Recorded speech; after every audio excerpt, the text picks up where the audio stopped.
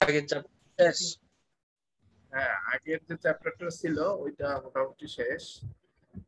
আমাদের আসলে এই চ্যাপ্টার গুলো থ্রোলি পড়ানো হচ্ছে না, কারণ তুমি পড়াইতে গেলে দেখা গেলো কোডগুলো পড়াতে পারবে। আপনি যে যে টপিক গুলো টাচ করছেন ওগুলো আমরা পড়বো, তাই স্যার? এই বেসিক্যালি মেশিন ডিজাইন কোর্স ওইভাবে পড়ানো হয়ে থাকে, আমরা যেভাবে বুঝছি ঠিক সেইভাবে। তবু তারপরে আমার কাছে মনে হচ্ছে যে একটু শর্ট হয়ে যাচ্ছে। স্যার গতদিন ক্লাস চ্যাপ্টার 8 এর কয়েকটা এক্সাম্পলে স্যার প্রবলেম হচ্ছে স্যার, মানে ম্যাথ গুলাতে স্যার। আমি যে এক্সাম্পল গুলো করতে বসছি ওগুলোর ভিতর, তাই তো? জি স্যার, এক্সাম্পল 8.3, 8.4, 8.6 স্যার, মানে এক একটা ডাটা এক এক জায়গায় এক এক টেবিলে স্যার, এটা খুব মানে প্রবলেম হচ্ছে স্যার। টেবিল তো তোমাদের সব দিয়ে দেওয়া হবে, ওই তো তোমরা ওপেন বুক এক্সাম দিবে, এখানে টেবিলের সমস্যা কোন জায়গায়? স্যার কিছু মানে ম্যাথের মানে কিছু ইকুয়েশন স্যার মানে বুঝতেছি না স্যার, এটা কিভাবে আসলো। ইকুয়েশন গুলা বেশিরভাগ ক্ষেত্রে যেমন হচ্ছে মেম্বার স্টিফনেস, এগুলো ডেরিভেশন করে দেয়া থাকে। আমি যদি ম্যাথগুলো একটু দেখাই, বুঝাই দিলে স্যার ভালো হতো স্যার। আচ্ছা দেখি আমি যদি সময় পাই সেটা বোঝানো জি যাবে। স্যার, ম্যাথগুলো দেখে দিলে ভালো হতো। তো আমি যেটা করছি সেটা হচ্ছে একটা ম্যাথ মনে হয় করাইছিলাম যেটা একটু অন্যরকম ছিল, যেটা একটা ম্যাথ তোমরা আগে কখনো করো নাই, প্রাইমারি সেকেন্ডারি পড়তে ওই ম্যাথগুলো বেশি হবে। আশা করা যায় কোশ্চেন তো আমি করবো না, করা হয় মোটামুটি হয়, পরে দেখা যাক যদি সময় পাই আমি ওটা কাজ করব। আসলে এখনো অনেক কিছু বাকি আছে, এখানে ওয়েল্ডিং বাকি আছে, তারপর আবার স্প্রিং বাকি আছে, স্প্রিং বাকি আছে, অনেক কিছু বাকি আছে। এই জন্য একটু করে আমি শর্টে যাওয়ার চেষ্টা করতেছিলাম। যাই হোক, কথা আজকে না বাড়াই, আমরা শুরু করে দিই। আজকে টপিকটা হচ্ছে চ্যাপ্টার 9 থেকে নেওয়া। So welding, bonding, the design of permanent joint. এর আগের যে চ্যাপ্টারটা ছিল ওইটা কিন্তু পার্মানেন্ট জয়েন্ট ছিল না, এখানে ওয়েল্ডিং দেখানো হবে। এই চ্যাপ্টারে ওয়েল্ডিংটা হচ্ছে একটা পার্মানেন্ট জয়েন্ট। তো এটা নিয়ে কথা বলছিলাম, কেন পার্মানেন্ট জয়েন্ট, এটা তো চ্যাপ্টারে সমস্ত জিনিস থাকবে, welding symbol, part, fillet weld, টর্শনে কিভাবে ওয়েল্ডিং স্টেপগুলো থাকে, বেন্ডিং এ কিভাবে থাকে, এই সমস্ত জিনিসপত্রগুলো নিয়ে আজকের ক্লাসটা হবে। থেকে চার। তো ফার্স্ট অফ অল তোমাদেরকে বুঝতে হবে ওয়েল্ডিং জিনিসটা কি। তোমরা তো এর আগে অনেক জায়গায় অনেক সময় নামও শুনছো, তোমাদের মনে হয় মেশিন শপ বা এরকম কোনো কোর্স থাকার কথা যেখানে ওয়েল্ডিং হাতে শেখানো হয়। করছো কি এরকম কোনো কোর্স? জি স্যার, ওয়েল্ডিং করছি। করছো না? জি স্যার। তোমরা যে ওয়েল্ডিং ল্যাবে গিয়ে ইন্ডিভিজুয়াল করতে হয়েছে না সবাইকে? জি স্যার। তো তোমরা ওয়েল্ডিং এর সঙ্গে একটু পরিচিত আছো, তারপরেও অনেকগুলো ওয়েল্ডিং আছে, তোমরা সম্ভবত আর্ক ওয়েল্ডিং করছো নাকি? জি স্যার। অনেক ধরনের ওয়েল্ডিং আছে, তোমরা এটা হয়তো প্রোডাকশন প্রসেসে করবে। প্রোডাকশন প্রসেস তোমাদের হয়েছে? কোর্সটা হয়নি? কি স্যার হইছে? হয়েছে? কইছি স্যার। তো স্যার আপনার কথাগুলো কেটে কেটে আসতেছে, নেটে মনে একটু সমস্যা। সবাই কি কেটে কেটে আমার কথা শুনতে পাচ্ছ? জি স্যার। জি স্যার, একটু স্লো মানে আওয়াজও। আচ্ছা, কিছু একটা একটু সমস্যা হতে পারে। আমি আসলে আপনি মডেম দিয়ে ইয়া করতেছি তো।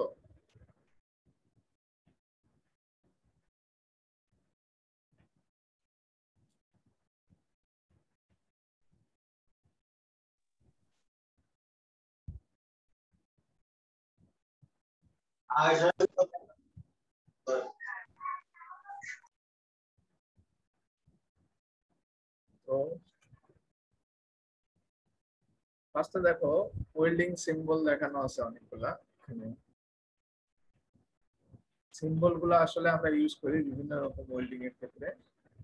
এই ওয়েল্ডিং গুলো আমরা এখন দেখবো, এই সিম্বল গুলো ইউজ করা হয়। তো ওয়েল্ডিং গুলো আসলে কি রকম, যেমন এখানে দেখো ফার্স্ট একটা ওয়েল্ডিং দেখানো হচ্ছে, এটাকে বলা হয় ফিলেট ওয়েল্ডিং। এই ওয়েল্ডিংটা হচ্ছে ফিলেট ওয়েল্ডিং। এটাকে এইভাবে সিম্বল দিয়ে প্রকাশ করা হয়।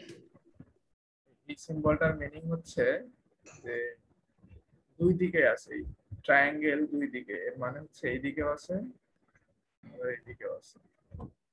আবার এখানে দেখো এই যে ট্রায়াঙ্গেল যেটা আছে এটা এখানে আছে, এর পরের ট্রায়াঙ্গেলটা একটা সার্টেন ডিসটেন্স পরে আছে, এবং এখানে লেখা আছে 5, এখানে লেখা আছে 60, 60, তারপর হাইফেন দিয়ে 200 লেখা আছে। এর মিনিং কি? 5 মানে হচ্ছে এই যে এটার হাইটটা যে আছে, ওয়েল্ডিং এর হাইটটা এটা হচ্ছে 5 মিলিমিটার।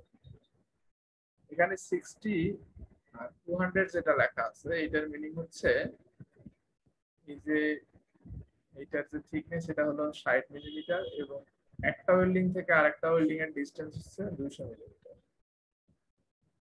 এগুলো হয়তো পরীক্ষায় ওইভাবে থাকবে না, কিন্তু তোমাদের ইঞ্জিনিয়ারিং অ্যাপ্লিকেশনের জন্য এই জিনিসপত্রগুলো জেনে রাখা ভালো। তারপর দেখো এখানে একটা ওয়েল্ডিং দেখানো হচ্ছে, এই ওয়েল্ডিংটা দেখো এখানে গোল করে দেওয়া হচ্ছে। গোল করে দেওয়া হচ্ছে মানে এটা হচ্ছে একটা পাইপ, এই পাইপের চতুর্দিকে এইভাবে ওয়েল্ডিং করা আছে, এই জন্য এখানে গোল করে দেওয়া আছে। এটা ক্রস সেকশন দেখলে এটা একটা ট্রায়াঙ্গুলার ক্রস সেকশনের মতো, এটাকে বলা হয় ফিলেট ওয়েল্ডিং, এই জন্য এখানে ট্রায়াঙ্গুলার।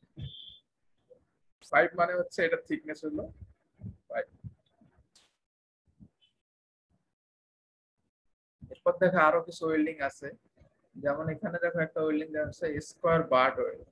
ঠিক আছে, স্কোয়ার বার্ড ওয়েল্ড, স্কোয়ার বলতে বোঝানো হচ্ছে যে এইটা শেপটা হচ্ছে স্কোয়ার শেপের, যে আমাদের প্যারেন্ট ম্যাটেরিয়াল যেটা আছে এটা স্কোয়ার শেপের। বোথ সাইড বলতে বোঝানো হচ্ছে দুই দিকেই করা আছে। এটা কিন্তু বার্ড ওয়েল্ড হইলেও এটা কিন্তু ভি গ্রুপ, এটা ভি আছে, এটা 60 ডিগ্রি অ্যাঙ্গেল এটা উপরে দেওয়া আছে। তো এরকম ওয়েল্ডিং এর ক্ষেত্রে এইটাকে বলা হয় রুট, এটাকে বলা হয় ফেস, এগুলো হয়তো তোমরা জানো। এখানে দেখো ডাবল ভি আছে, এখানে এটা হলো বেভেল, সিঙ্গেল বেভেল, এটা ভি না, ভি এর মতো হলে এটা ভি না, একদিকে স্কয়ার আর একদিকে ভি টাইপ। এটাকে বলা হয় ট্রান্সভার্স ফিলেট। ট্রান্সভার্স বলতে বোঝানো হয় যে দেখো ওই এই ডিরেক্টলি এটার উপর স্ট্রেসটা পড়তেছে, এরকম ক্ষেত্রে এটাকে বলে ট্রান্সভার্স। এরপর দেখো এরকম ওয়েল্ডিং এটাকে বলা হয় টি টি জয়েন্ট ওয়েল্ডিং, সেরকম এটাকে টি জয়েন্ট বলছে। এদিকে এগুলোকে বলা হচ্ছে ইউ এন্ড জে ওয়েল্ড, এটা হচ্ছে ইউ টাইপের জন্য এটাকে ইউ, এটা জে এর মতো দেখতে এই জন্য এটাকে বলা হচ্ছে জে। তারপর সি নম্বর এটাকে বলছে কর্নার ওয়েল্ড। তো এগুলো বেসিক্যালি কম দেখা যায়, অনেক এরকম ওয়েল্ডিং গুলো কম দেখা যায়, এটা হচ্ছে কর্নার ওয়েল্ড, হচ্ছে যখন লোড অনেক কম হয় তখন এগুলো ইউজ করা হয় এরকম। তো এই সিম্বল গুলো দেখে নিয়ে বুঝতে হবে যে আসলে কি ধরনের ওয়েল্ড আছে। তারপর এখানে দেখো টিপিক্যাল একটা বাট ওয়েল্ডিং দেখানো আছে, সেই বাট ওয়েল্ডিংটাতে এখানে দেখো প্রথমটাতে আছে টেনজাইল লোডিং, পরেরটাতে আছে শেয়ার লোডিং। জাস্ট দেখানো হয়েছে যে কিভাবে লোড গুলো থাকতে পারে। তো বেশিরভাগ অ্যাপ্লিকেশনে রিয়েল লাইফে এই বাট ওয়েল্ডিংটা থাকে। এখানে একটা ভি গ্রুপ করা থাকে, ভি গ্রুপ করে এর মাঝখানে দিয়ে আমরা ওয়েল্ডিং করতে পারি।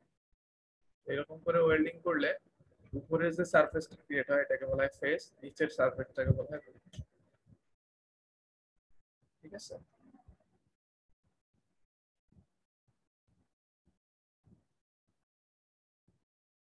এখন আমাদের মেশিন ডিজাইনের ভিউ থেকে আমাদের যেটা বুঝতে হবে সেটা হচ্ছে এখানে কি কি স্ট্রেস গুলা কাজ করতেছে, কিভাবে কাজ করতেছে, তাদের ইকুয়েশন গুলো কেমন হবে, করতে গেলে অ্যাজাম্পশন গুলো কেমন হবে, ডিজাইন করতে গেলে কি কি করতে হবে, এই সমস্ত জিনিসগুলো নিয়ে আমাদের আলোচনা করতে হবে। তো ফার্স্ট অফ অল দেখো stress in weld joint in torsion. ঠিক আছে, যদি আমরা এটাকে একটা আগের নাট বোল্ট জয়েন্টের মতো চিন্তা করি, খেয়াল করে দেখো এইরকম সিমিলার একটা ম্যাথ তোমাদেরকে গতদিনে করানো হয়েছিল। এখানে এখানে একটা চারটা মনে হয় নাট ছিল, চার কর্নারে চারটা নাট ছিল। তো ঠিক সিমিলার এখানে ওই একই রকম, কিন্তু ওই নাট না রেখে আমরা এখানে ওয়েল্ডিং করে দিচ্ছি, উপরে ওয়েল্ডিং করে দিচ্ছি, নিচে ওয়েল্ডিং করে দিচ্ছি। এটা সিম্বল দ্বারা বোঝানো হচ্ছে, এই দেখো দুই দিকে ট্রায়াঙ্গেল, এর মানে হচ্ছে এখানে ওয়েল্ডিং করা আছে, এখানে ওয়েল্ডিং করা আছে। তো এরকম ওয়েল্ডিং করা যদি থাকে তাহলে নাটের মতোই, নাটের যেরকম ইয়া ছিল, দুই ধরনের ফোর্স ছিল, একটা হলো প্রাইমারি আর একটা হলো সেকেন্ডারি। প্রাইমারির জন্য যে ইয়াটা ছিল সেটা হচ্ছে প্রাইমারি শিয়ার স্ট্রেস, সেকেন্ডারি ফোর্সের জন্য যে স্ট্রেসটা ছিল এটা হচ্ছে সেকেন্ডারি শিয়ার স্ট্রেস। আর দুইটার রেজাল্টেন্টটা হচ্ছে বেসিক্যালি ওই জায়গা টোটাল যে শিয়ার স্ট্রেস সেটা বুঝতে মনে পড়তেছে কিছু গতদিনের লেকচার? জি স্যার। তো ওখানে ছিল হচ্ছে নাট বোল্ট, অনেকগুলো নাট ছিল, চারটা নাট, চার জায়গায় আমরা চিন্তা করছি। এখানে তো নাট নাই, এখানে পুরো জায়গাটাতে ওয়েল্ডিং করা আছে, এখানে এইটুকু জায়গায় ওয়েল্ডিং করা আছে আর এখানে এইটুকু জায়গায়। তো এটা তো আসলে পয়েন্ট আকারে চিন্তা করা যায় না, ঠিক আছে? আগেরটাতে যেমন আমরা চারটা পয়েন্ট আকারে চিন্তা করছি, এখানে আর পয়েন্ট আকারে চিন্তা করা যাবে না, এখানে পুরো জিনিসটাই আমাকে চিন্তা করতে হবে।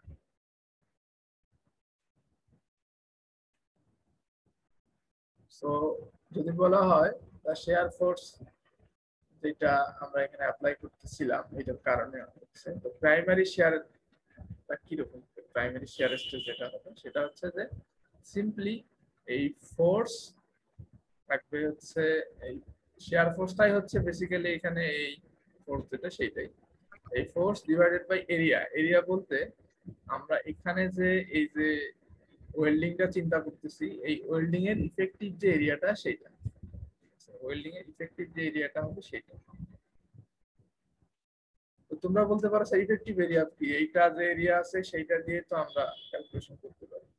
বেসিক্যালি এখানে যে এরিয়াটা আছে এইটা পুরোটা কাউন্ট করা হয় না, এর একটা অংশ কাউন্ট করা। এরপর আসে সেকেন্ডারি শেয়ার। সেকেন্ডারি শেয়ার যেটা হবে সেটা আসবে বেসিক্যালি হচ্ছে আমার এই ফোর্সের কারণে এখানে একটা মোমেন্ট ক্রিয়েট হবে, তাই না? তো ওই মোমেন্টের জন্য যে শেয়ার স্ট্রেসটা কাজ করবে ওইটাকে বলা হয় সেকেন্ডারি শেয়ার স্ট্রেস। এটা কতদিনে তোমাদেরকে পড়ানো হয়েছিল নাটের ক্ষেত্রে। ঠিক সিমিলারলি এখানে প্রাইমারি একটা থাকবে, সেকেন্ডারি একটা। তো তোমরা জানো যে মোমেন্ট বা টর্কের কারণে যে শেয়ার স্ট্রেসটা হয় এটা হচ্ছে টিআর বাই জে ছিল, টর্ক হলে টি আর মোমেন্ট হলে এম, একই রকম। সো এখানে দেখো এরিয়ার কথাটা একটু বলা আছে, এরিয়াটা কত হবে। এই থিকনেস যেটা আছে এই থিকনেস কাউন্ট করতে হবে 0.707 মানে কি, মানে আমার যে টোটাল হাইট আছে এই হাইটের সাথে যদি আমি 0.707 মাল্টিপ্লাই করে দিই তাহলে আমি ইফেক্টিভ যে তোর যে থিকনেস যেটা ওইটা পাবো, ঠিক আছে? তার মানে টোটাল যে থিকনেস আছে এই থিকনেস টোটালটা কাউন্ট হবে না, এর মোটামুটি 70% কাউন্ট।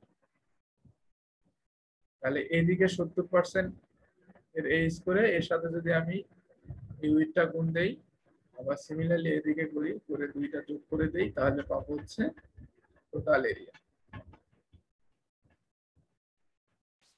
কারো কোনো কোশ্চেন আছে? আমরা একটা ম্যাথে চলে যাব।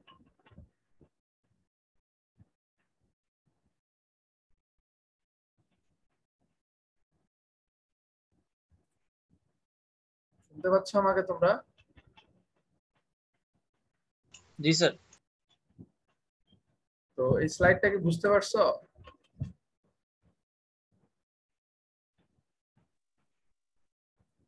জি স্যার, এখান থেকে সূত্র তো আছে স্যার। আমরা যদি এরপরে আসি যে এইখানে বিভিন্ন রকম ওয়েল্ডিং এর জন্য এখন কথা হচ্ছে যে এই আমরা কখন কোনটা ভ্যালু নিতে হবে এটা আমরা পাবো হচ্ছে একটা টেবিল থেকে। এই টেবিলটা হচ্ছে 9.1, এই টেবিলের মধ্যে সবকিছু দেয়া আছে, এরিয়া কতটুকু নিতে হবে, তারপর এর সেন্টার অফ গ্র্যাভিটি বা সেন্ট্রয়েডটা কোন জায়গায় থাকবে, তারপর হচ্ছে পোলার মোমেন্ট অফ ইনার্শিয়া যেটা সেইটা কত হবে এইটা এখানে বলে দেয়া আছে। ফর্মুলা। আগের একটু আগে যেটা দেখানো হয়েছিল ওইটা কিসের সাথে মিল আছে দেখো তো, এইটার সাথে মিল আছে না? উপরে এবং নিচে ওয়েল্ডিং ছিল, এটা হচ্ছে শুধু এক সাইডে ওয়েল্ডিং আছে, এটা হচ্ছে উপরে নিচে বা ডানে বামে দুই সাইডে ওয়েল্ডিং আছে। এটা দেখো এল শেপের একটা ওয়েল্ডিং, এটা ইউ শেপের একটা ওয়েল্ডিং। সো এরকম বিভিন্ন শেপের ওয়েল্ডিং থাকতে পারে। এখন আমাকে যেটা করতে হবে সেটা হলো আমার যেটা কন্ডিশনে আছে সেইটা অনুযায়ী ফর্মুলা গুলো আমার এখান থেকে চুজ করতে হবে। এখন এখানে সেন্টার অফ গ্র্যাভিটি বা সেন্ট্রয়েড এটা কেন প্রয়োজন? কতদিনে বলছিলাম কেন প্রয়োজন? এটা কি প্রাইমারি শেয়ার স্ট্রেস বের করতে গিয়ে লাগে নাকি সেকেন্ডারি শেয়ার স্ট্রেস বের করতে গিয়ে লাগে? Secondary calculation. Secondary sir. Secondary থেকে আমার এটা কিন্তু লাগে, তাই না? সেই জন্য কোন ক্ষেত্রে কত হবে এটা তো তোমরা ইয়াতে পড়ে আসছিলা, কি বলে হচ্ছে স্ট্যাটিক্স এ সম্ভবত ছিল। সো এটা আর এখানে তোমাকে হিসাব করে বের করতে হবে না, এখানে একদম টেবিল থেকে ডাটা বসাই করতে পারবে। তারপর পোলার মোমেন্ট অফ ইনার্শিয়া এটাও বের করতে পারবা, তবে এখানে যেটা দেয়া আছে এটা হচ্ছে unit second polar moment of inertia.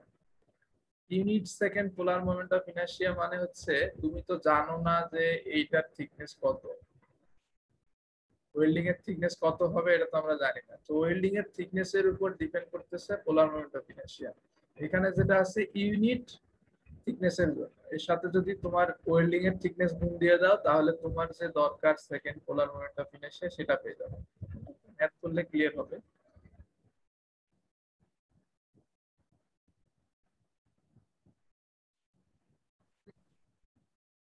তো দেখো এখানে একটা ম্যাথ আছে, এই ম্যাথে দেখানো হচ্ছে যে এরকম একটা স্ট্রাকচার আছে, এটাতে 50 কিলোনিউটন একটা ফোর্স দেওয়া হচ্ছে।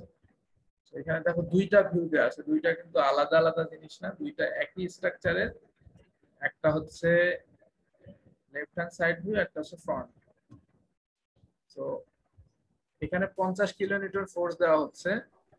এখানে দেখো ওয়েল্ডিং করা আছে কোন জায়গাতে, ওয়েল্ডিং করা আছে এখানে এবং এখানে, মানে এই সাইডে ওয়েল্ডিং আছে, এই সাইডে ওয়েল্ডিং আছে। এবং এই যে ওয়েল্ডিংটা আছে এই ওয়েল্ডিংটার শেপটা হচ্ছে অনেকটা এইটার মতো, দেখো ইউ শেপের। কারণ এইটাকে যদি তুমি একটু ফ্রন্ট ভিউ এই লেফট হ্যান্ড সাইড দিয়ে দেখো তাহলে দেখবে যে এরকম এই জায়গাটায় ওয়েল্ডিং করা আছে, এই জায়গাটা। এই ওয়েল্ডিংটা যদি আমি একটু তুলে এনে দেখাই তাহলে ওয়েল্ডিংটা হবে এরকম, কেমন? এবং এই ওয়েল্ডিং এর যে থিকনেস, এই থিকনেসটা বলা আছে কত? 6, ঠিক আছে, 6 মিলিমিটার। এবার আসো, যেহেতু এই 50 কিলোনিউটন ফোর্স টোটাল এই স্ট্রাকচারের উপর কাজ করতেছে, তাহলে এই অংশে যাবে হচ্ছে 25 কিলোনিউটন, এই অংশে যাবে হচ্ছে 25 কিলো, মানে দুই দিকে যেহেতু ওয়েল্ডিং করা আছে সো দুইটা ওয়েল্ডিং সমানভাবে এই 50 কিলোনিউটন ফোর্সটাকে ভাগ করে নেবে, কারণ এটা তো সিমেট্রিক। তো আমাদের এক সাইডের ওয়েল্ডিং নিয়ে চিন্তা করলে হবে, আরেক সাইডের ওয়েল্ডিং নিয়ে আমরা চিন্তা না করলেও চলবে। খালি কি করব, এক সাইডের ওয়েল্ডিং নেব এবং সেক্ষেত্রে লোডটাকে দুই দিয়ে ভাগ করে 25 কিলোনিউটন চিন্তা করব। তো এটা হলো আমার অঙ্ক। এখানে বলে দেয়া আছে এই ম্যাথে estimate the maximum stress in the weld, এই ওয়েল্ডের ক্ষেত্রে কোথায় ম্যাক্সিমাম স্ট্রেস হবে বা এবং ম্যাক্সিমাম স্ট্রেসটা কত এটা আমাকে বের করে দেখাতে হবে। তো এইটুকু বুঝতে পারলা কিনা? প্রবলেমটা বুঝতে পারলে অঙ্ক করতে খুব একটা, সলভ করতে খুব একটা বেগ পেতে হবে না।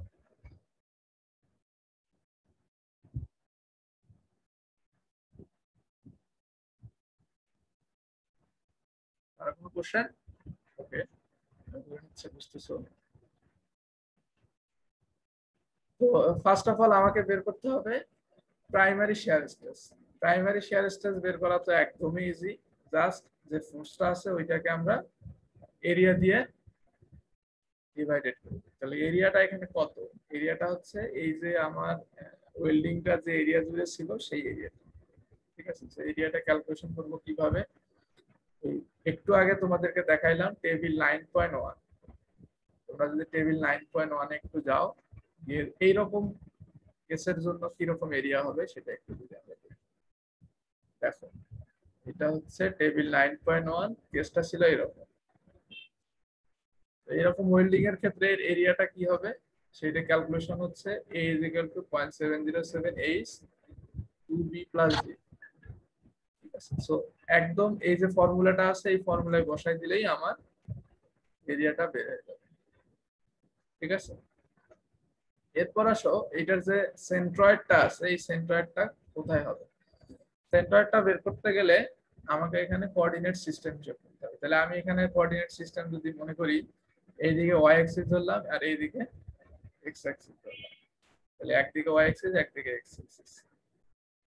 তাহলে সেন্ট্রয়েডটা বের করার ফর্মুলাও ওই যে টেবিলটা আছে ওই টেবিল থেকে আমাকে নিতে হবে। সো x বলতে বোঝানো হচ্ছে যে নিচের দিকে এই পয়েন্ট থেকে কত দূরে সেন্টারটা আছে x অ্যাক্সিস বরাবর। তো এটা ওই ফর্মুলাতেই বসাই দিবা, টেবিল 9.1 এর যে ফর্মুলা আছে সেখানে। এখান থেকে দেখা যাচ্ছে যে সেন্ট্রয়েডটা হলো 10.4 মিলিমিটার দূরে আছে। তার মানে এই যে এইটার সেন্টারটা থেকে এই সেন্ট্রয়েডটা আছে 10.4 মিলিমিটার দূরে। তাহলে আলটিমেটলি ফোর্স থেকে কত দূরে আছে, এইটুকু জায়গা 100, সেন্ট্রয়েডটা আছে হচ্ছে 10.4। তাহলে টোটাল হচ্ছে ফোর্স থেকে সেন্ট্রয়েডের ডিসটেন্স 110.4।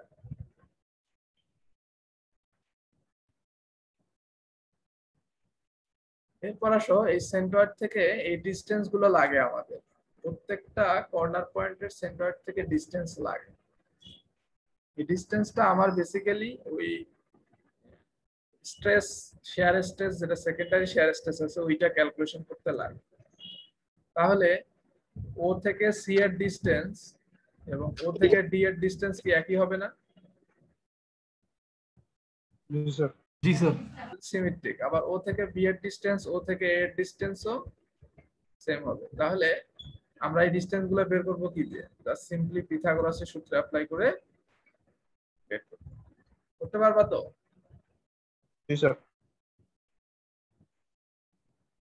এরপর আসো আমরা যদি একটু আঁকাই শেয়ার স্ট্রেস গুলা, প্রাইমারি এবং সেকেন্ডারি শেয়ার স্ট্রেস। আমরা যেহেতু সেন্ট্রয়েডটা বের করছি, সেন্ট্রয়েডটা ওই ফর্মুলা দিয়ে বের করছি, তাহলে প্রাইমারি এবং কি বলে হচ্ছে সেকেন্ডারি এই দুটো শেয়ার স্ট্রেস যদি আমি বের করতে পারি তাহলে আমার অঙ্কটা হয়ে যাবে। তাহলে প্রাইমারি শেয়ার স্ট্রেসের ডিরেকশন কোন দিকে হবে, সেকেন্ডারি শেয়ার স্ট্রেসের ডিরেকশন কোন দিকে হবে, এটা বের করতে হবে। তো এটা বের করতে গেলে একটু যদি তোমাদেরকে দেখাই আমি, দেখো এটা ফোর্সটা ছিল হচ্ছে এইদিকে 25 কিলোমিটার। তাহলে ও পয়েন্টে রিঅ্যাকশন ফোর্সটা কোন দিকে থাকবে, এটা যেই দিকে আছে তার একদম অপোজিট ডিরেকশনে থাকবে না। তো এটা যদি 25 কিলোনিউটন হয় এইটাও হবে 25 কিলোমিটার, তাই না? তাহলে এইটা ঘোরাতে চাচ্ছে হচ্ছে ক্লকওয়াইজ ডিরেকশন, মানে এই আমার অ্যাপ্লাইড ফোর্সটা ক্লকওয়াইজ ডিরেকশনে ঘোরাতে যাচ্ছে। তাহলে এখানে যে মোমেন্টটা ক্রিয়েট হবে সেটা কি হবে? Anti clockwise. বুঝতে পারছো? মানে এই ফোর্সের এগেইনস্টে এখানে কি পরিমাণ কি রকম রিঅ্যাকশন আসতেছে, সেটা ফোর্স হোক আর মোমেন্ট হোক সেটা আমরা দেখাচ্ছি। এটা হচ্ছে ভি আর একটা হচ্ছে এন। ভিটা হচ্ছে শেয়ার ফোর্স আর এটা হচ্ছে রেজিস্টিং মোমেন্ট।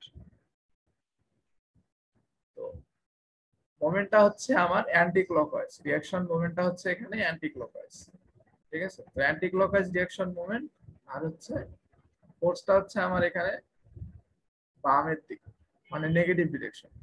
তাহলে প্রাইমারি শেয়ার স্ট্রেস যেটা সেটার ডিরেকশন কি হবে? সবগুলো একই হবে না? কত দিনের থিওরি, এই দেখো সবগুলো একই direction. Tau C prime, tau D prime, tau A prime, tau B prime সবগুলোর ডিরেকশন এবং ম্যাগনিটিউড দেখো একই রকম, তাই না? এরপর এটা প্রাইমারি পর সেকেন্ডারি, যেটা সেকেন্ডারি ক্ষেত্রে ডাবল প্রাইম ইউজ করি আমরা। তাহলে সেকেন্ডারি ডিরেকশনটা কিভাবে মেজার করি, কিভাবে ডিনোট করি, সেটা হচ্ছে যে পয়েন্টটা দুইটা কানেক্ট করব, করার পর এখানে একটা লম্ব আঁকাবো। ঠিক আছে, তাহলে ও থেকে যদি সি আমি কানেক্ট করি তাহলে কানেক্ট করার পর এখানে যদি একটা লম্ব আঁকাই তাহলে সেই লম্ব ডিরেকশন বরাবর হচ্ছে secondary shear stress. Similarly B তে এইদিকে হবে, আবার ওতে যদি ও থেকে এ তে যাই তাহলে এ তে লম্ব আঁকাইলে সেটা হবে এইদিকে, আবার যদি ডি তে যাই তাহলে লম্ব আঁকাইলে সেটা হবে এইদিকে। তো সবগুলাই দেখো কাউন্টার ক্লকওয়াইজ, ঠিক আছে, কারণ এখানে যে রেজিস্টিং মোমেন্টটা ছিল এটা হচ্ছে কাউন্টার ক্লকওয়াইজ, সবগুলোর ক্ষেত্রে কাউন্টার ক্লকওয়াইজ আঁকা হয়েছে। তো এখানে একটু কনফিউজড হয়ে যেতে পারো তোমরা, কারণ গতদিনের যে প্রবলেমটা ছিল ওইখানে কিন্তু রেজিস্টিং মোমেন্টটা নেওয়া হয় নাই, ওখানে যে অ্যাক্টিং মোমেন্ট ছিল সেইটাই নেওয়া হয়েছে। তো কেউ চাইলে রেজিস্টিং মোমেন্টটাও নিতে পারে অথবা অ্যাক্টিং মোমেন্টটাও নিতে পারে। তো এখানে রেজিস্টিভ মোমেন্টটা নেওয়ার কারণে এটা কাউন্টার ক্লকওয়াইজ আছে, অ্যাক্টিং যে মোমেন্টটা আছে ওইটা নিলে ক্লকওয়াইজ হতো। তো ক্লকওয়াইজ হলে ডিরেকশন গুলো কেমন হতো, তখন এটা এইদিকে না হয়ে এটা হতো এইদিকে, আর এটা নিচের দিকে না হয়ে এটা হতো উপরের দিকে। মানে এখানে যে জিনিসটা আছে এইটাই জাস্ট শিফট হয়ে উপরে যাইতো, সবকিছু একই রকম দেখাইতো, ঠিক আছে। সো তুমি এখানে রেজিস্টিভ মোমেন্টটাও নিতে পারো, আবার চাইলে অ্যাক্টিং মোমেন্টটাও নিতে পারো। এইটুকু বুঝতে পারছো? জি স্যার। এই ডিরেকশন গুলো বোঝা কিন্তু অনেক ইম্পর্টেন্ট। এখান থেকে একটা ম্যাথ আমি যেটা করাচ্ছি এইরকম বা এইটা ম্যাথ আসার চান্স অনেক অনেক বেশি, বা এই টাইপেরই ম্যাথ। এটা খুবই ইম্পর্টেন্ট একটা থিওরি, থিওরি না তো মানে বেসিক থিওরি তো এখানে কিছুই নেই। সো আমি যদি স্যার এই এবার, ফিগার গুলো আঁকতে হয় না স্যার? হ্যাঁ ফিগার অবশ্যই আঁকতে হবে, তা না আঁকলে তুমি ডিরেকশন গুলো পাবা কিভাবে, তুমি অ্যাঙ্গেল গুলো বের করতে পারবে না। সো সেকেন্ডারি শিয়ার স্ট্রেস এর ফর্মুলা কি, যেটা জানি আমরা আগে থেকে, সেকেন্ডারি শিয়ার স্ট্রেস এর ফর্মুলা এমআর বাই সে, ঠিক আছে। তাহলে এ তে এবং বি তে দেখো, এ এবং বি এই দুটো সিমেট্রিক, দেখো এ এবং বি এর যে সামুদ্রিকটা হয়েছে এই দুইটা শেয়ার স্ট্রেসের কারণে একই রকম সামুদ্রিক, আবার সি এবং ডি তে দেখো একই রকম সামুদ্রিক হয়েছে, ঠিক আছে। সো আমি যদি দুইটাকে সিমেট্রিক মনে করি এই সাইড এই সাইড, তাহলে জাস্ট দুইটা বের করলে হবে, একটা এ তে একটা সি তে, তাহলে অটোমেটিক বি এবং ডি বের হয়ে যাবে। তো এখানে এম আর বাই জে করে আমি ফর্মুলা বসাই দিয়ে বের করবো। তাহলে এখন কথা হচ্ছে এমটা কি জিনিস, এম হচ্ছে মোমেন্ট, মোমেন্ট হচ্ছে ফোর্স থেকে এই সেন্টারের ডিসটেন্স। তাহলে ফোর্স থেকে সেন্টারের ডিসটেন্স যদি আমি মেজার করি তাহলে সেটা হবে হচ্ছে এইটুকু ছিল 100 আর এইটুকু ছিল 10.4, আর ফোর্সটা ছিল হচ্ছে 25 কিলোমিটার। তো আমি যদি এখান থেকে এটা বসাই দিই তাহলে হবে 2760 নিউটন। এটা হচ্ছে মোমেন্ট। এরপর আসো আর, আরটা কি জিনিস, আর হচ্ছে এই সেন্টার থেকে প্রত্যেকটা পয়েন্টের ডিসটেন্স। তাহলে যখন এ এবং বি নেব, এ এবং বি নেব, তাহলে এ হচ্ছে এখানে, বি হচ্ছে এখানে, দুইটারই ডিসটেন্স কিন্তু সেন্টার থেকে সেম, যার কারণে আমি এটা একই করতে পারছি। এরপর আসো জে, যে ক্যালকুলেশনটা কিভাবে করব, এইটাও টেবিল 9.1, ওখানে ডিরেক্ট যে ফর্মুলাটা দেয়া আছে ওই ফর্মুলায় বসাবো, ঠিক আছে। ফর্মুলায় ছিল এইটুকু, তাহলে বাকি এইটুকু আসলে কই থেকে, এটা ছিল unit polar moment of inertia, আর এটা হচ্ছে আমার ওয়েল্ডিং এর থিকনেস। ওয়েল্ডিং এর থিকনেস ছিল 6, এটাকে ইফেক্টিভ থিকনেস বা থ্রোট থিকনেসে যদি আমি নিয়ে যেতে চাই তাহলে 0.707 দিয়ে মাল্টিপ্লাই করলাম, করার ফলে এটা, তাহলে ইউনিট পোলার মোমেন্টকে আমি মাল্টিপ্লাই করে দিলাম আমার থিকনেস, তাহলে আমার যে ডিজায়ার্ড যে পোলার মোমেন্ট অফ ইনার্শিয়া সেটা পাইলাম এটা। বুঝতে পারতেছো তোমরা? তাহলে এটা জাস্ট এখানে বসায় দেওয়া হচ্ছে, তাহলে এম পাইলাম, আর পাইলাম, জে পাইলাম, সবগুলো যদি এখানে বসাই দিই তাহলে আমি এই সেকেন্ডারি শিয়ার স্ট্রেসটা পাবো। এই দুইটা পয়েন্টের ক্ষেত্রে জাস্ট একটাই তফাৎ, সেটা হলো এই ডিসটেন্স, এইটার ক্ষেত্রে ডিসটেন্স একরকম, এইটার ক্ষেত্রে ডিসটেন্স একরকম, মানে এই আর সেন্টার থেকে এই পয়েন্টগুলোর ডিসটেন্স যেহেতু প্রত্যেকটার জন্য আলাদা আলাদা, এই জন্য দেখো এটাও আলাদা আলাদা আসছে সেকেন্ডারি শিয়ার স্ট্রেস। তো এখানে কিন্তু আমরা মুখেই বলে দিতে পারতেছি যে যেহেতু সবগুলোর জন্য এম সেম জে সেম, তার মানে আর যেটার বেশি হবে সেই জায়গাতেই exactly primary secondary share stress যেটা সেটা বেশি হবে। তাহলে এই সেন্ট্রয়েড থেকে সবচেয়ে দূরের পয়েন্ট কোনটা? বি এবং এ, যার কারণে এই জায়গাতে সেকেন্ডারি শেয়ার স্ট্রেসটা বেশি।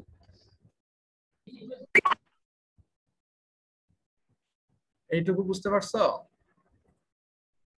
জি স্যার। তো এটা আহামরি খুব কঠিন জিনিস না, আবার খুব সোজাও না। তোমরা যদি প্র্যাকটিস না করো তাহলে সেক্ষেত্রে পারবে। এরপরে সব প্রাইমারি পাইলাম, সেকেন্ডারি পাইলাম, এরপর এগুলোকে কি করতে হবে? প্রাইমারি সেকেন্ডারি গুলোকে কি করতে হবে? একসাথে করতে হবে না? একসাথে করবো কিভাবে? সামান্তরিক সূত্র। সামান্তরিক সূত্র দিয়ে করতে পারি। ঠিক আছে, তাও সামান্তরিক সূত্রতে আমাদের কি লাগে? এই স্ট্রেস দুইটার মধ্যবর্তী কোণটা লাগবে না? এই যে স্ট্রেস গুলার মধ্যবর্তী কোণ, কোণগুলা কি জানি আমি? কোণগুলা জানি না। তো কোণগুলা বের করার ফর্মুলা দেখো। এটার ক্ষেত্রে এই ফিগারের ক্ষেত্রে কি হবে? যদি আলফা বের করতে চাই, আলফা হচ্ছে এই এ এবং বি পয়েন্টের জন্য।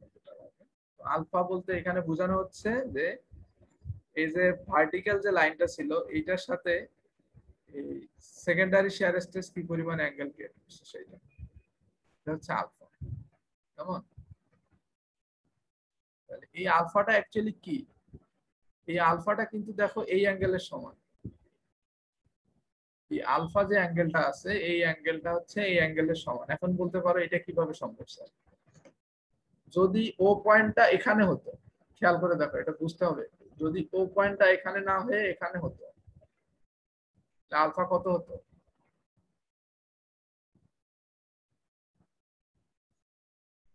ও পয়েন্টটা যদি এখানে না হয়ে এখানে হতো জিরো। আলফা 0 হতো। কারণ এই আলফাটা হচ্ছে বেসিক্যালি আসছে কিভাবে? আমার এটা একটা পারপেন্ডিকুলার লাইন টানার কারণে আসছে। তো ওর যদি এখানে না হয় এখানে হতো তাহলে পারপেন্ডিকুলার লাইনটা কি হতো? এটাই হতো না?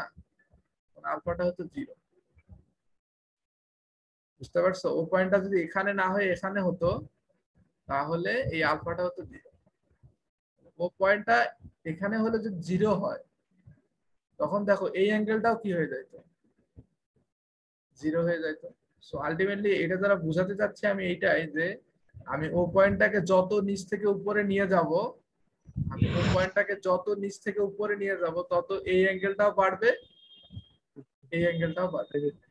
তার মানে এইটা এবং এইটা একই অ্যাঙ্গেল। এখানে ঠিক যতটুকু তুমি বাড়াবা এই আলফাটাও ঠিক ততটুকু বাড়বে।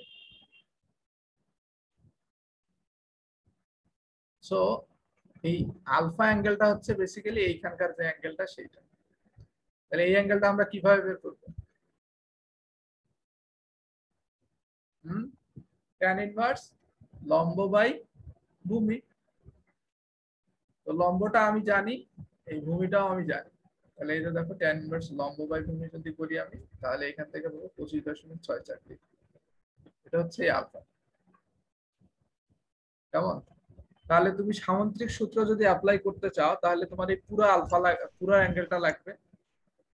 স্যার এখানে কোয়াড্রেন্ট হিসাব করতে হয় না? কোয়াড্রেন্ট এমনি সরাসরি দিলে হয় যায়। হ্যাঁ হ্যাঁ, এখানে কোয়াড্রেন্ট লাগবে না, কোয়াড্রেন্ট লাগবে না সরাসরি।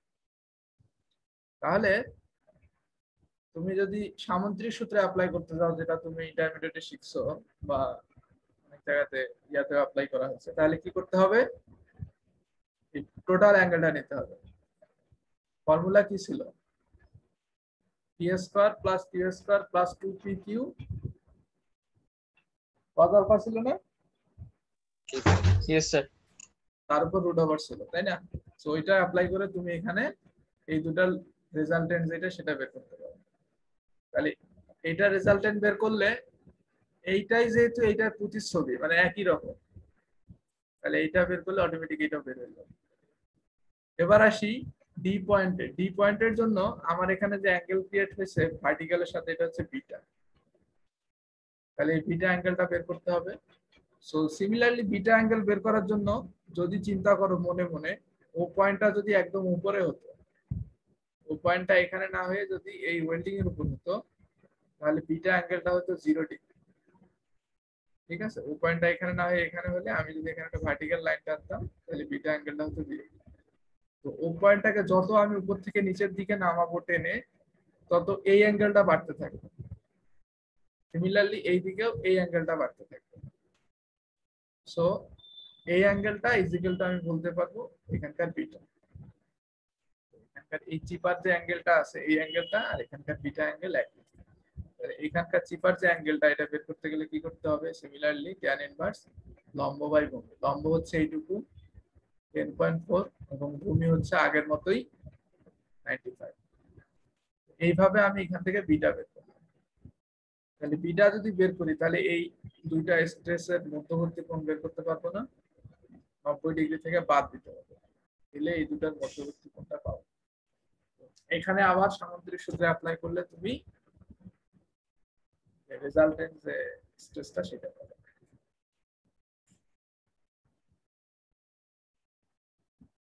বুঝতেছো তোমরা? জি স্যার। তোমরা সামুদ্রিক সূত্রে অ্যাপ্লাই করে এখানে রেজাল্টেন্ট বের করতে পারো। কিন্তু বইয়ে যেটা করছে ওরা সামুদ্রিক সূত্র ব্যবহার করে নাই, ওরা যেটা করছে ওরা হচ্ছে ইয়া করছে, কি বলে তোমার, উপাংশ নিছে। যেমন এ এবং বি পয়েন্টে দেখো, এ এবং বি পয়েন্টে যেতে একই, তাহলে এ পয়েন্টের যদি আমি রেজাল্টেন্ট নেই, বি এর রেজাল্টেন্ট নেওয়া হয়ে যাবে।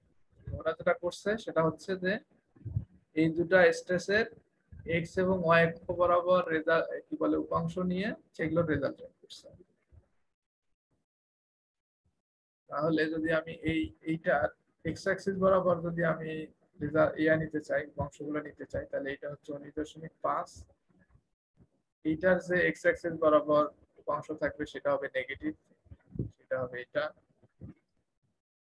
আবার যদি এইটার ওয়াই অ্যাক্সিস বরাবর উপাংশ নিতে চাই, এটার তো কোনো উপাংশ থাকবে না, শুধু এইটার উপাংশটাই থাকবে। তো এটার ওয়াই অ্যাক্সিস বরাবর উপাংশ হবে হচ্ছে tau A double prime cos alpha. এরপর দুইটা উপাংশের রেজাল্টেন্ট করা আছে, যেহেতু একটা এইদিকে একটা এইদিকে হবে, তখন সেক্ষেত্রে জাস্ট সিম্পলি পিথাগোরাস অ্যাপ্লাই করলেই হবে। তোমরা এটা সামুদ্রিক সূত্র দিয়েও করতে পারো, এইভাবে উপাংশ করে নিয়ে সেগুলোর রেজাল্টেন্টও করতে পারো। যেইটাই করো না কেন তোমার একই রেজাল্ট আসবে। তো এটা নিয়ে কোনো ইয়া নাই, কনফিউশন নাই। তো এক্ষেত্রে দেখা যাচ্ছে যে সি এবং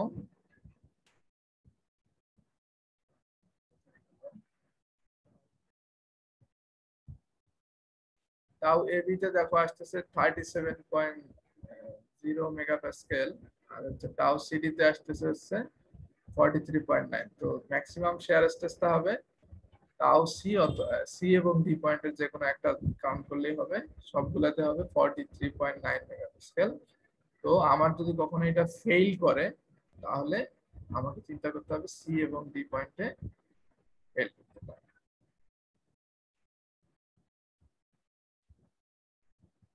তো প্রবলেমটা বুঝতে পারছো তোমরা পুরোটা? জি স্যার।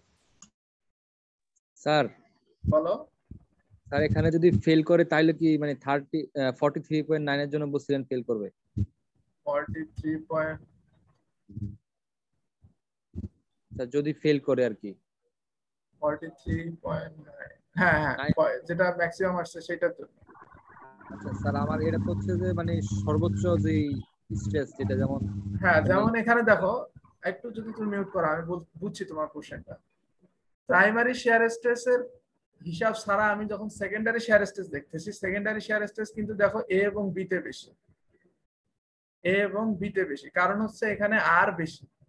ঠিক আছে, কিন্তু সমস্যাটা কোন জায়গায়? সমস্যাটা হচ্ছে এই দুইটা পয়েন্টের যে প্রাইমারি শেয়ার স্ট্রেসটা ছিল ওইটা কিন্তু দেখো এই দিকে ছিল, মানে এইটা যে দিকে ছিল তার উল্টা ডিরেকশন। তো যার কারণে লব্ধিটা কিন্তু এখানে আলটিমেটলি কমে গেছে। বাট সি এবং ডি পয়েন্টের ক্ষেত্রে কি হয়েছে, যে দুইটা ডিরেকশন একই ডিরেকশনে হওয়ার কারণে দেখো এখানে লব্ধিটা বেড়ে গেছে, কারণ এটার মধ্যবর্তী কোণ 90 ডিগ্রির চেয়ে কম। তো 90 ডিগ্রির চেয়ে কম হওয়ার কারণে লব্ধিটা বেড়ে গেছে, আর এখানে 90 ডিগ্রির চেয়ে বেশি হওয়ার কারণে লব্ধিটা কমে গেছে। ঠিক আছে, যদিও এখানে সেকেন্ডারি শেয়ার স্ট্রেসটা বেশি ছিল, কিন্তু আমরা যখন রেজাল্টেন্ট করে দেখতেছি তখন দেখতেছি না, সি এবং ডি পয়েন্টে বেশি আসতেছে। কারণ আমি রেজাল্টেন্ট নেওয়ার সময় আমার ডিরেকশনটা ফ্যাক্ট, শুধু ম্যাগনিটিউডটা ফ্যাক্ট। যদি শুধু সেকেন্ডারি শেয়ার স্ট্রেস হিসাব করতাম তাহলে বলতে পারতাম যে না এখানে বেশি এখানে বেশি। দুটোকে রেজাল্টেন্ট করার কারণে দেখতেছি সি এবং ডি পয়েন্টে বেশি, কারণ এখানে ডিরেকশন ফ্যাক্ট। বুঝতে পারছো? জি স্যার। স্যার আরেকটা কোশ্চেন স্যার। বলো। স্যার মানে যখন একটা অ্যাপ্লিকেশন করবো এটা, তখন স্যার আমার একটা স্ট্রেস পেলাম স্যার মেগাপ্যাসকেল। তখন স্যার আমি বুঝলাম না একটু।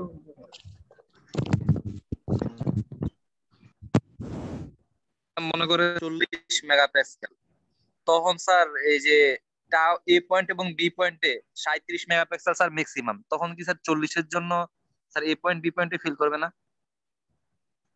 40 এর জন্য বুঝলাম না তোমার প্রশ্নটা কি বললা, আরেকবার যদি একটু বলো।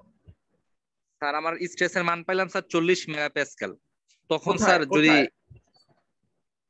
মানে স্যার আমার স্ট্রেসটা তো বললেন যে স্যার ফিল করবে স্যার 43.9 এ। হ্যাঁ আমার এটা স্ট্রেস এটা পাইলা 40, তাই তো? হ্যাঁ স্যার আমি একটা স্যার আরবিট্রারি স্যার এই যে 40 মেগাপিক্সেল পাই, তাহলে স্যার এই যে এই পয়েন্টে তো ম্যাক্সিমাম 37 মেগাপিক্সেল, তাহলে কি স্যার 40 এর জন্য এই পয়েন্টে ফিল করবে না? আমাকে যেটা চিন্তা করতে হবে রেজাল্টেন্ট করার পর যেটা হলো সেইটার হিসাব করতে হবে। বুঝতে পারছো? রেজাল্টেন্ট করার পর যেটা হলো সেইটার হিসাবটা করতে হবে, সেইটার জন্য ফেল করতেছে কি করতেছে না এটা হিসাব করতে হবে। বুঝতে পারছো? কারণ আলটিমেটলি এগুলো তো ফোর্সের মতো, তাই না? ফোর্স থেকেই তো এই জিনিসগুলো আসছে, স্ট্রেস গুলা। তাহলে এখানে দেখা যাচ্ছে তুমি ধরো যে যদি এগুলোকে ফোর্সের মতো চিন্তা করো, তাহলে এখানে যে ফোর্স দিচ্ছে একটা এইদিকে একটা এইদিকে, আলটিমেটলি রেজাল্টেন্টটা কোনটা বা কোন দিকে এটাই হলো ফ্যাক্ট। ঠিক আছে? জি স্যার বুঝছি। রেজাল্টেন্টটা আলটিমেটলি কোনটা সেইটাই হলো ফ্যাক্ট, এখানে ইন্ডিভিজুয়ালি কোনটা কত এটা ফ্যাক্ট। বুঝছো? আমি তোমাদেরকে এটা তখন এই জন্য বলতেছিলাম যে এখানে বোঝা যাচ্ছে যে বি এবং এ পয়েন্টের এখানে প্রাইমারি সেকেন্ডারি শেয়ার স্ট্রেসটা বেশি হবে, কারণ এগুলোর ডিসটেন্স হলো ইয়া থেকে বেশি। বাট আমি তখনও বলতে পারতেছি না যে এখানে ফেল করবে, কারণ আমি তখনও দুইটা শেয়ার স্ট্রেস একসাথে লব্ধি করি নাই বা রেজাল্টেন্ট করি নাই। সো আমাকে আলটিমেটলি দেখতে হবে রেজাল্টেন্ট করার ফলে যেটা আসে সেইটা কত, এবং সেইটার কারণেই ফেল করার চান্স থাকে। এখন একটা কোশ্চেন তোমরা করতে পারতা যে এখানে তো অনেকগুলো পয়েন্ট আছে স্যার, আমরা কেন শুধুমাত্র এই কৌণিক পয়েন্ট গুলো নিলাম? এটা তো ওয়েল্ডিং, এটা তো নাট বোল্ট জয়েন্ট না যে 4টা পয়েন্টে আমার 4টা নাট আছে, এরকম না, এখানে অনেকগুলা পয়েন্ট আছে। ঠিক আছে, অনেকগুলা পয়েন্ট আছে, তুমি যদি ক্যালকুলেশন করো ইন্ডিভিজুয়ালি প্রত্যেকটা পয়েন্ট দেখবা এই কৌণিক পয়েন্ট গুলাতেই হয় ম্যাক্সিমাম হবে নয় মিনিমাম হবে। তোমরা যোগাশ্রী প্রোগ্রাম করছো? জি স্যার, ইন্টারে করছিল। ইন্টারে করছিলা তো ওখানে কি মনে পড়ে তোমাদের যে যে কৌণিক পয়েন্ট গুলো থাকে সেগুলোতেই ম্যাক্সিমাম মিনিমাম থাকে সবসময়? তো ঠিক সিমিলারলি এখানে ওয়েল্ডিং এর ক্ষেত্রে প্রত্যেকটা পয়েন্টই আমার হিসাব করা দরকার ছিল, কিন্তু শুধুমাত্র কৌণিক পয়েন্ট গুলো হিসাব করছে এই কারণে এই পয়েন্ট গুলোতেই ম্যাক্সিমাম মিনিমাম থাকে। ওকে, আশা করি তোমরা বুঝতে পারছো আমরা কৌণিক পয়েন্ট গুলো কেন হিসাব করছি। এখানে মিডলের পয়েন্ট গুলো কিন্তু হিসাব করা যেত, কারণ এগুলোতেও স্ট্রেস আছে। শুধু এমন না যে আমি কৌণিক পয়েন্ট গুলো দেখাইছি জন্য কৌণিক পয়েন্ট গুলোতেই শেয়ার স্ট্রেস আছে, বিষয়টা এমন না, সবগুলা পয়েন্টেই স্ট্রেস আছে। সো কৌণিক পয়েন্টে বেশি হওয়ার চান্স আছে বা কম হওয়ার চান্স, তো আমাদের বেশিটাই বের করতে হবে, এই জন্য এটা করা। তো এরকম যদি কোনো প্রবলেম থাকে শুধুমাত্র কৌণিক যে পয়েন্ট গুলো আছে এই পয়েন্ট গুলোতে বের করবা, আগে ইন্ডিভিজুয়ালি প্রাইমারি স্ট্রেস বের করবা, তারপর সেকেন্ডারি শেয়ার স্ট্রেস বের করবা, এরপর রেজাল্ট বের করবা। আশা করি তোমরা বুঝতে পারছো, তাই না? জি স্যার। আমরা একটু পরের স্লাইডে যাই। কয়টা বাজে? তোমাদের ক্লাস আছে নাকি এরপর? জি স্যার, 11টা থেকে 11টা থেকে আছে, 10 মিনিটের মধ্যে শেষ করে দেব। তো এটা একটা ম্যাথ গেল। এরপর দেখো stress is welded joint in bending, bending এ যদি কখনো থাকে সেক্ষেত্রে কেমন হবে, বেন্ডিং এর বেলায় কেমন হবে এটা একটু দেখবো আমরা। তো যেমন ধরো এখানে একটা কনফিগারেশন দেয়া আছে, এখানে একটা ফিগার দেখো, এই ফিগারটাতে এইরকম একটা সাইন দেয়া আছে, যে সাইনে দেখানো হচ্ছে এইচ থিকনেস, মানে ওয়েল্ডিং এর থিকনেস ছিল এইচ টোটাল থিকনেস। এরপর এখানে কি বলছে, এই যে দুইটা ট্রায়াঙ্গেল, মানে হচ্ছে উপরে উপরে ওয়েল্ডিং করা আছে, নিচে ওয়েল্ডিং করা আছে। দেখো এখানে কিন্তু ওয়েল্ডিং করা আছে এটা দেখেন, এখানে সিম্বল দিয়ে দেখাইছে। সো এটাকে যদি আমি একটু ক্রস সেকশন করে বা সাইড ভিউ থেকে দেখি, লেফট হ্যান্ড সাইড বা রাইট হ্যান্ড সাইড ভিউ দেখি, তাহলে জিনিসটা এরকম হবে। এটা হলো প্যারেন্ট ম্যাটেরিয়াল বা বেস ম্যাটেরিয়াল এরকম হবে, এবং ওয়েল্ডিং এর ক্ষেত্রে ওয়েল্ডের প্যাটার্নটা হবে এরকম, উপরে একটু ওয়েল্ডিং আছে, নিচে একটু ওয়েল্ডিং আছে। এটুকু বুঝতে পারছো?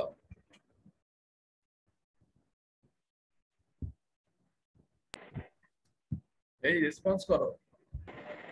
জি স্যার।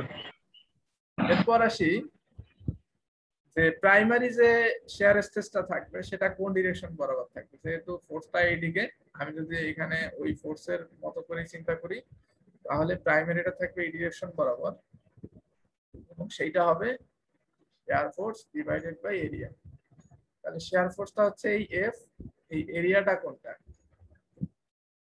এই যে এরিয়াটা সেইটা, এটা হলো এখানে টোটাল থিকনেসটা দেয়া আছে, আমাকে এখানে ইফেক্টিভ থিকনেসটা নিতে হবে। এটা নিব কোন জায়গা থেকে, ওই 9.1 যে ফিগারটা আছে ওখান থেকে।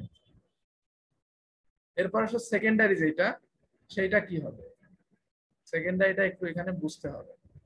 ঠিক আছে, এই জায়গায় সেকেন্ডারিটা হবে এই ডিরেকশন। কেন এই ডিরেকশনে হবে এটা একটু বলে রাখি। আমরা যখন এখানে ফোর্স দিব, তখন এই যে ইয়াটা আছে, বেস মেটালটা বা বেস ম্যাটেরিয়াল যেটা আছে, এটাকে যদি আমি একটা ক্যান্টিলিভার বিমের মতো চিন্তা করি, এই বিমের কি হবে, এই বিমের এই জায়গায় একটা ইয়া থাকবে না, টেনশন থাকবে, আর এই জায়গায় একটা কম্প্রেশন থাকবে। এইটা হলো এই বিমের ক্ষেত্রে। ঠিক আছে, এই বিমের এই ডিরেকশন বরাবর একটা টেনশন থাকবে, সিমিলারলি নিচে একটা কম্প্রেশন থাকবে, তাই নাকি?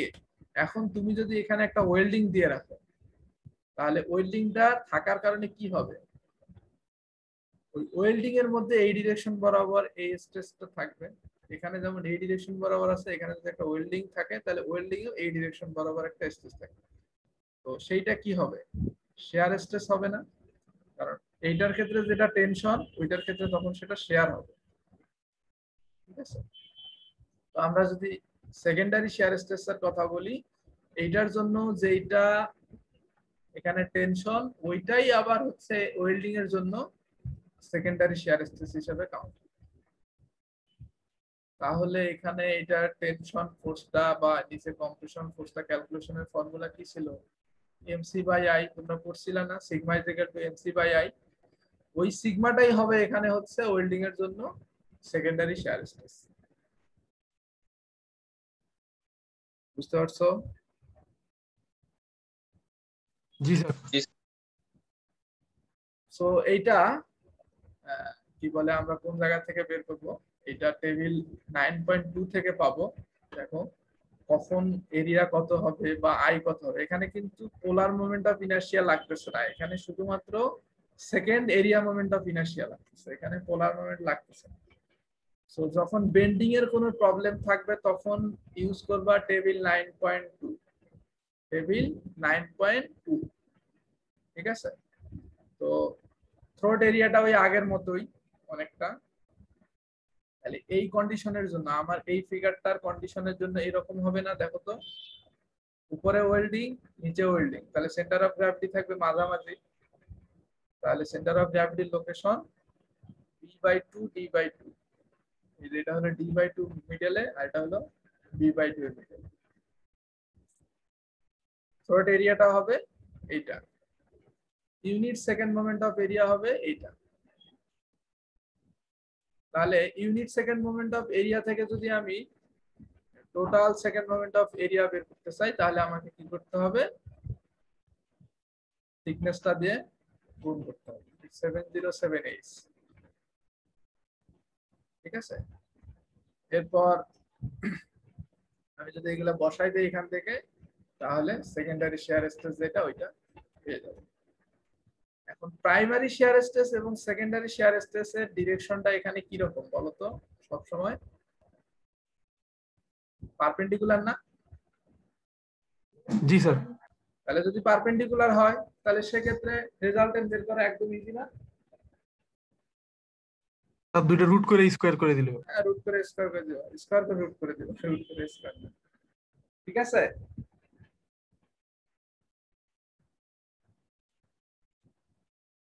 আশা করি বুঝতে পারছো। এটা খুব আহামরি কিছু না, খালি একটা জিনিস মনে রাখবা, এখানে সেকেন্ডারি যেটা শেয়ার স্ট্রেস থাকবে ওইটা মেইনলি হচ্ছে আমার ক্যান্টিলিভার বিমের যে টেনশন ফোর্স বা টেনসাইল যে স্ট্রেসটা ছিল সেটা। তো উপরে নিচে সেম, উপরে টেনশন আর নিচে কম্প্রেশন, বাট ওয়েল্ডিং এর ক্ষেত্রে উপরে হচ্ছে শেয়ার, নিচেও শেয়ার। তো আশা করি তোমরা এইটা বুঝতে পারছো। এইটার একটা প্রবলেম আছে, এই প্রবলেমটা হচ্ছে 9.4। এইটারই সিমিলার আমি যে থিওরিটার পড়াইলাম এইটারই একটা প্রবলেম 9.4। তোমরা এটা একটু সলভ করে দিবা। ডিফিকাল্ট যে প্রবলেমটা ছিল ওইটা আমি সলভ করে দিয়েছি তোমাদের, এটা বইয়েও সলভ করা আছে। তোমাদের কোনো কোশ্চেন থাকলেও করতে পারো আমাকে, না থাকলে আমি ক্লাসটা এখানে শেষ করে দিচ্ছি।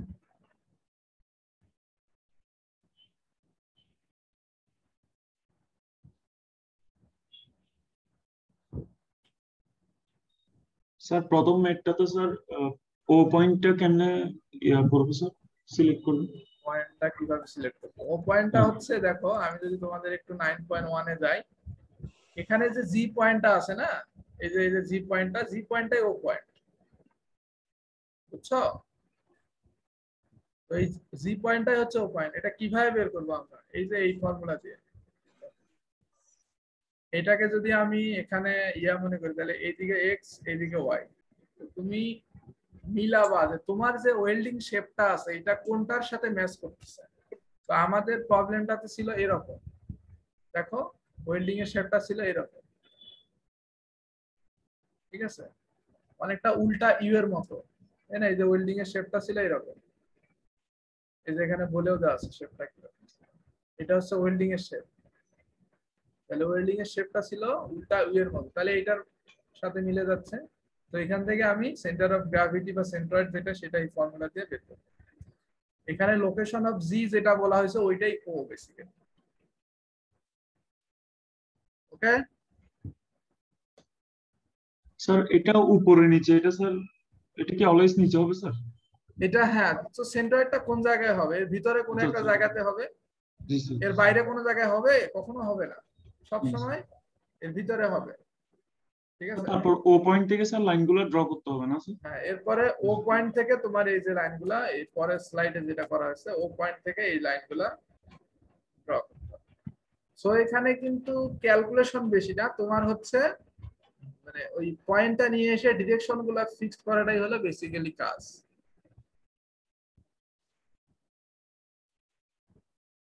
সো যেহেতু 11টা বেজে গেছে, আমি এটা শেষ করে দিচ্ছি, তোমাদের আরেকটা ক্লাস আছে তাই না? জি sir. Okay, best of luck, আল্লাহ হাফেজ। আসসালামু আলাইকুম। আসসালামু আলাইকুম স্যার।